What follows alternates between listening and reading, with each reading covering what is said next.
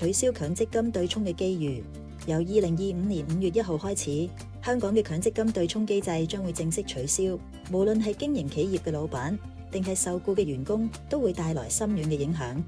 對僱主嚟講，取消對沖之後，遣散或者裁員時將唔可以再用強積金供款嚟支付遣散費或者長期服務金。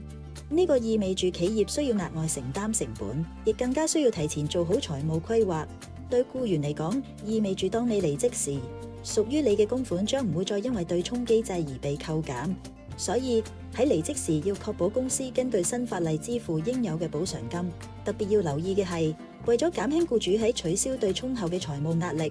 香港政府將會推出補償機制，但相關細節暫時未完全公佈，需要持續關注。不過，從長遠睇，政府推出嘅補償計劃，頭9年將會提供較高比例嘅補償，之後就會逐年遞減。所以，盡早了解點樣善用商業理財產品，唔單止可以平衡呢個政策帶嚟嘅長遠影響，仲有機會提升企業吸引同留住人才嘅能力，